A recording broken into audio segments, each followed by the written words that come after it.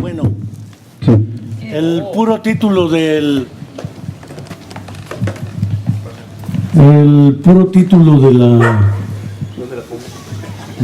la mesa de discusión, de diálogo, etcétera. Es que atrás se distorsiona, tiene que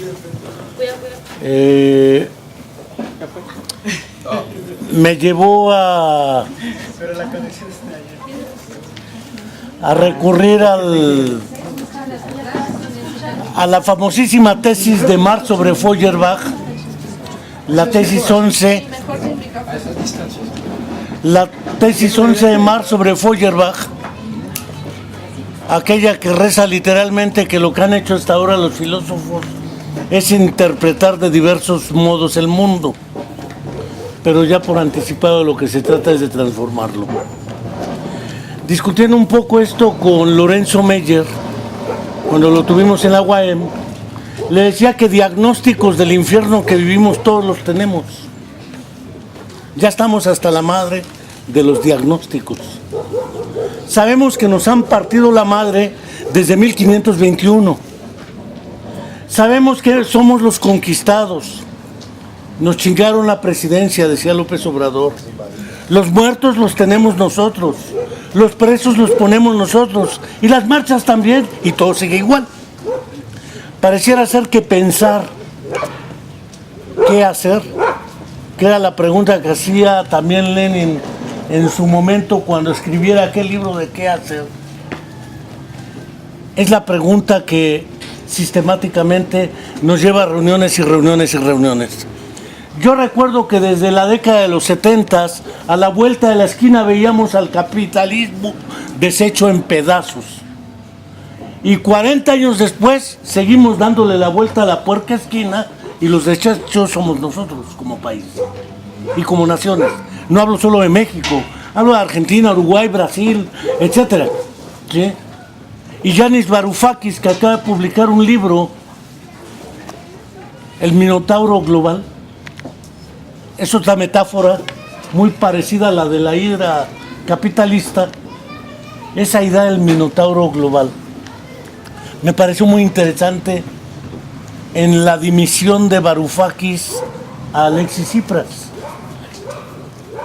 El problema no está sencillo, es entre global y particular. Intentaron decir no pago, no tengo. Y entre la Comunidad Económica Europea o la Troika, el Banco Mundial y el Banco Central Europeo, les impusieron aceptar las condiciones económicas que les plantearon. Parece ser que también nos hemos olvidado de la economía en los análisis, por muchas y diversas razones. Pero en el fondo, quienes producen las armas de destrucción masiva y las han usado, son ellos, no nosotros. Quienes producen los Alexander Kalashnikov que se utilizan para matar estudiantes de Ayotzinapa, son ellos, no nosotros. Quienes ponemos los muertos somos nosotros. Y las marchas no nos han servido de gran cosa. Creo que lo que nos ha servido en la UAM fue tomar el Palacio Legislativo. Ese sí les dolió. Nuevas formas de lucha que no hemos pensado. Marchas y marchas y marchas. Podemos ir 500,000.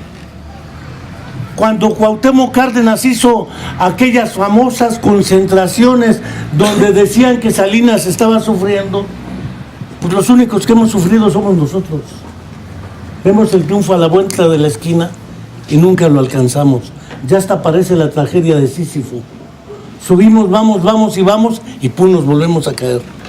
Y lo más curioso es que a 40 años de distancia, como definía alguien la probabilidad, aventamos los datos, giramos la base y caen los mismos datos en otro lugar.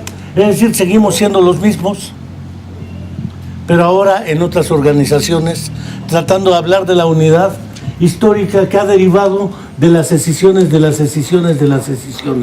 que luego nos volvemos a juntar para ver qué hacer. Creo que el problema sigue siendo muy gordo, por diversas razones. La primera es que lo que ha costado más trabajo es aceptar la diversidad de pensamiento, la diversidad de formas y métodos de lucha y la diversidad de microproyectos de desarrollo y de nación. No tenemos un proyecto de nación, casi nos comportamos reflejo condicionadamente, no al ALCA, no al TLC, no a la reforma educativa, no a esto. Y a la hora de discutir un proyecto nuestro, aunque sea minimalista, decía Pablo González Casanova, resulta que no nos ponemos de acuerdo en ese puerco proyecto de nación. Por un lado está el Ejército Zapatista de Liberación, por el otro lado está la tendencia democrática revolucionaria, aquellos que sacaron los famosos comandos Jaramillista Morelense, La Patria es Primero, etc. Por otro lado están otras organizaciones planteando las construcciones de la transformación radical de raíz de la sociedad.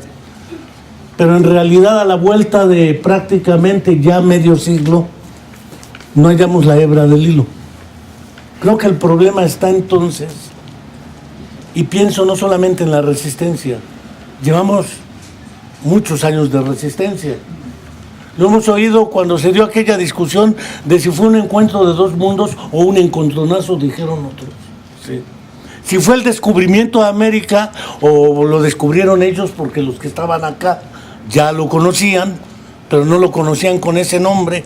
¿Sí? El problema sigue siendo un problema donde la historia y la economía se nos escapa de las manos. Decía Galeano Eduardo, no el subcomandante, nos trajeron la cruz, nos trajeron la Biblia, se llevaron las tierras y nos dejaron la cruz y la Biblia. Y el castellano, además. Porque lenguas había aquí, religión había aquí, tradiciones culturales había aquí. José Carlos Mariátegui lo deja bien claro en sus 7 ensayos sobre la realidad peruana. Antes de la llegada del conquistador hacia América, los incas ya tenían la quinina y las trepanaciones craneales, por ejemplo, para atender epilepsia. Digo, no nos han aportado nada después de las neurocirugías. Yo vengo del campo del daño cerebral y sus secuelas más que el de la sociología y la economía.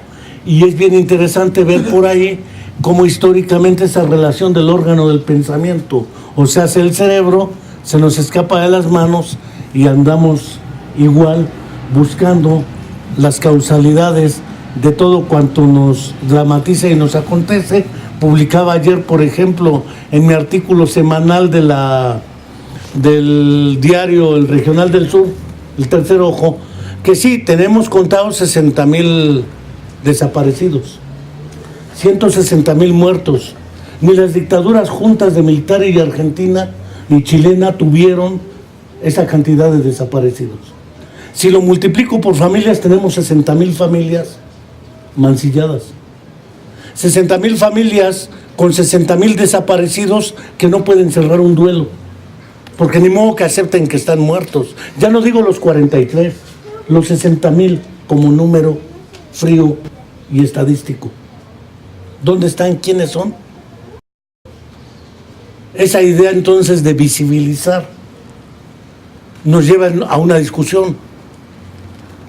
Cada loco con su tema, es decir, los 43 con sus 43 y cada quien con sus demás 50 y tantos mil menos los 43, cada quien por su lado.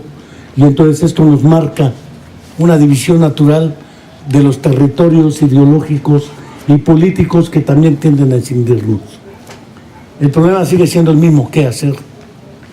Y a mi entender el problema es efectivamente en la discusión que teníamos con Gustavo Esteva, si ponemos los bueyes delante de la carreta o debemos mandar los bueyes atrás de la carreta, cuando planteamos, bueno, discutamos un nuevo proyecto de nación, un nuevo constituyente, una política económica diferente, un sistema de justicia diferenciado, cosa que en su momento el EPR publicó después del fenómeno de Aguas Blancas. Pero pues todos hablamos del EZLN como si fuera la única estructura existente que ha planteado las cosas. Y creo que hay más. El mismo subcomandante Marcos lo decía. El problema es cómo construir un mundo donde quepan todos esos mundos. Y ese ha sido nuestro gran dilema. nuestro gran dilema, cómo estructurar no solamente un pensamiento que nos permita interpretar y explicar lo que nos está sucediendo, sino diseñar estrategias efectivas que nos permitan afrontar y construir un nuevo proyecto de nación. A mi entender, ese es el problema de fondo. No tenemos un proyecto de nación. Nuestro problema sigue siendo que metan a la cárcel a Graco y que lo quiten. Sí, y van a poner otro, no me cabe duda. Que metan a la cárcel a Murillo Karam y su verdad histórica, que le hagamos talco. Ya está hecha talco esa verdad histórica. Apareció un niño sirio ahogado y todo el mundo empezó a hablar del niño sirio ahogado y nos olvidamos del niño en la morgue del 2 de octubre del 68, esperando que lo encontrara su familia, porque fue asesinado por el ejército mexicano. ¿Fue el Estado? Ya lo sabemos. Pues ¿quién más sino ellos? ¿Quién más el 68, el 71? ¿Quién más todas las masacres que podemos documentar desde 1958 y 59 hacia el movimiento magisterial en México? Desde ese entonces al maestro Otón Salazar nunca se le volvió a pagar el salario. ¿Y quién dijo algo? Desde ese entonces el CENTE era el enemigo número 1 del movimiento sindical, lo mismo que el sindicato de ferrocarrileros, y a Demetrio Vallejo lo teníamos en la cárcel. Lo mismo que en el 65, en el asalto al cuartel de Madera, fueron los maestros rurales de la Escuela Normal Rural de Chihuahua quienes al frente del profesor famosísimo en ese entonces, en el asalto al cuartel Madera, junto con Pablo Gómez, Salomón Gaitán y otros, intentaron asaltar el cuartel Madera. Efectivamente, si seguimos la historia del movimiento, de los movimientos armados en México y en América Latina, es cuando empiezan a aparecer después de la Revolución Cubana triunfante, y no hemos tenido una más que la que ganó militarmente el Frente Sandinista y luego perdió electoralmente. Y luego la vuelve a recuperar electoralmente, y Nicaragua sigue peleado, Ernesto Cardenal por un lado, por el otro lado Daniel Ortega, por el otro lado tenemos ahora Guatemala también, después de las negociaciones por la paz, Colombia, los hinchoneros en Centroamérica.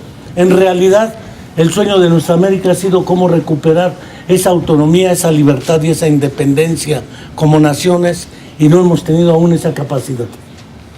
Necesitamos un pensamiento crítico, sí. Necesitamos un pensamiento autocrítico también, porque lo he escuchado. Bueno, jóvenes, les decimos esto, se lo escuché, no voy a decir nombres a quienes porque no están aquí, pero se los decimos para que no la caguen igual que nosotros. Por si les estamos entregando esta mierda, ¿con qué autoridad moral les decimos que no la caguen? Pues cáguenla. Total, tienen el mismo derecho de regarla, porque no les estamos aportando recetas de cocina ni un país como el que merecieran ustedes. Les estamos entregando esta porquería que nosotros no pudimos transformar.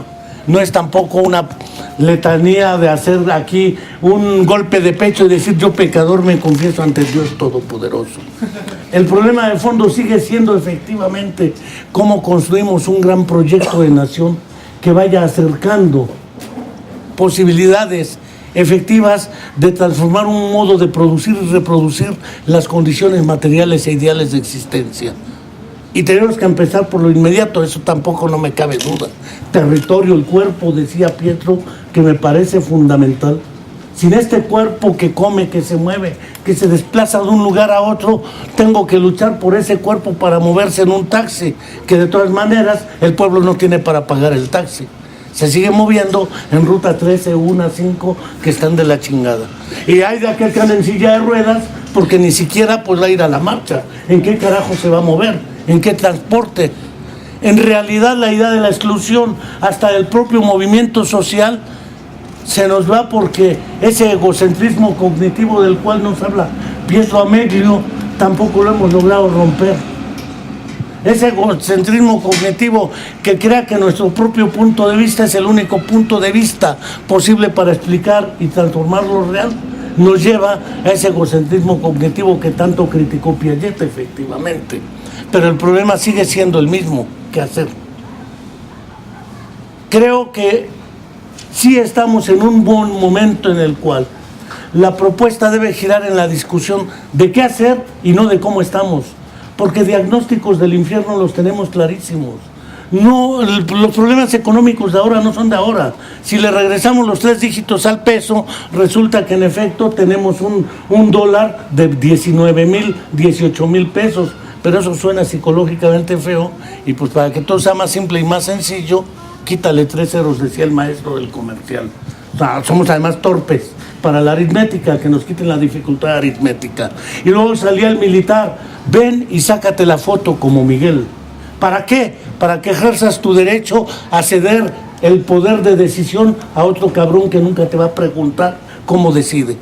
Se les dice no a la reforma y la aprueban. Se les dice no a sus decisiones en el Palacio Legislativo y no obedecen, no escuchan, no entienden. Y como dijo Carlos Salinas, si estuvieron ahí, ni los vi ni los oí.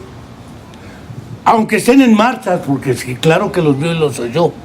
El problema está en cómo podemos construir, más allá de las propias redes como sistema operativo concreto, un proyecto de nación que nos jale, un pensamiento, porque pese a todo somos seres intencionales y tenemos intenciones. Y nuestra intención no solamente es cambiar lo que tenemos, sino poner algo distinto en su lugar. Y el problema es que no tenemos, por lo menos diseñado, ese algo distinto, que era el problema del capital. Cuando Marx se preguntaba, ¿y qué es lo que diferencia a la abeja mejor o a la araña mejor que teje una tela de araña o construye una celda de panal de un arquitecto o de un albañil o de una tejedora? Es que la tejedora tiene en su cabeza construida antes la tela de hacerla efectiva materialmente. El problema, a mi entender, es que no tenemos claramente hacia dónde vamos.